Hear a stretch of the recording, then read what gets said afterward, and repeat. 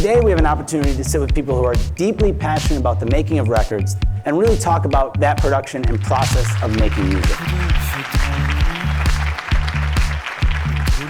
I'd like to start with Mike D. You're known as a hip-hop band. Obviously, you've been doing music that's way broader than hip-hop. You started as a garage band. How did you make the sound of your band evolve? We were really lucky to grow up in New York City when we did. We happened to be in the one city in the world where punk rock was happening, where the birth of hip-hop happened, where salsa was happening, where you could go around the block and have jazz. And so in one night, you could hear all this different kinds of music. So because that was always seemed natural to us, to want to have that curiosity and want to listen to all that different kind of music, that never left. That was always what we did, listening to things, being inspired by them, and then making shit.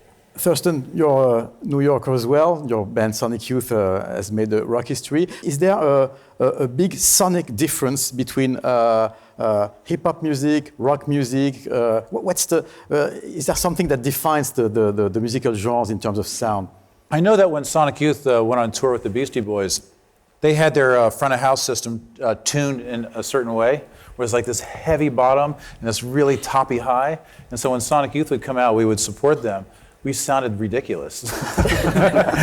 For me, I was like a punk rock kid in Manhattan. And then the first time I heard hip hop was on a cassette, like a kid at school brought in a cassette of a mix show. But there was something about the sound that it was so loud and so raw. It had way more meaning. Like I didn't like classic rock. I didn't like a lot of like the bigger pop sounds of music. But the second I heard that, coming from like punk rock, I was like, I loved it. The thing that musicians refer to when they speak about their music is very often it's their sound. To be perfectly honest, I'm not a sound like junkie. Like I don't have a perfect sound that I'm looking for, but I'm always into looking for the surprise of sound.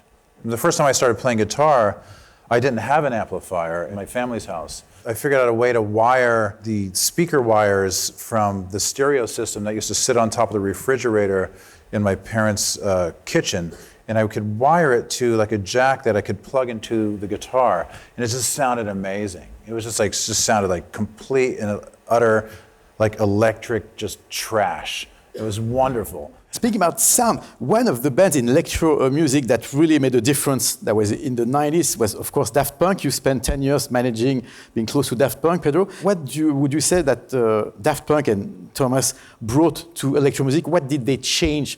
What did they create with sonically speaking? I think exactly like Thurston was saying, I think they like accident. And exactly as you said, plugging stuff. And this is what made them so special, taking like a guitar pedal, plugging it into a 909, and then making it like a distortion and making and bring like the disco out of the noise. I like the word accident because I feel like the thing that I always liked the most about all the different music I always loved, it's like I'm just looking for the happy accident. Yeah, you just have an intuitive sense inside. When you guys talk about improvisation, there's great improvisation, but there's a moment in which you say that's the sound.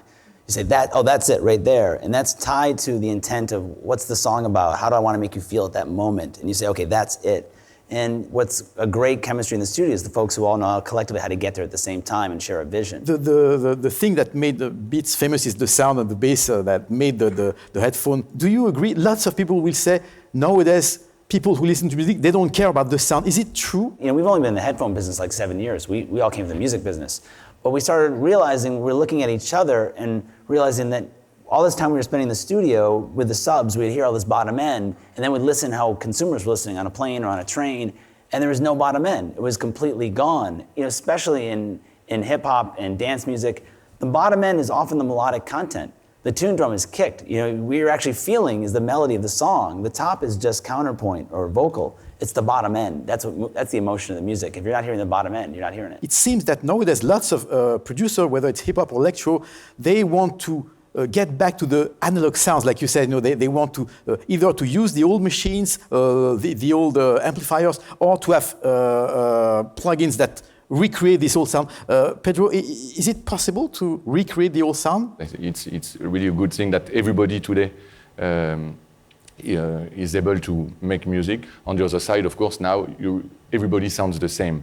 So again, it's the magic of the artist, the fact that there is no recipe. It gets back to the accident thing of like, I remember like as a kid, like when I bought an 808 and I turned the sustain all the way up, like people still ask us about like Paul Revere or whatever. It was just, you know, you have this machine that has a kick drum that was really meant to sound like a classical timpani. That's what the engineer behind the 808 designed it for, and that became the sound of millions of hip hop records and dance records all over the world, is by people taking this thing that was designed for one thing and using it for something completely different. I actually think right now it's people are particularly energized because they kind of feel this sense of freedom, you know, of like, well, why not? You know, let's just try everything because who knows what's going to happen. Well, that's about the perfect loop.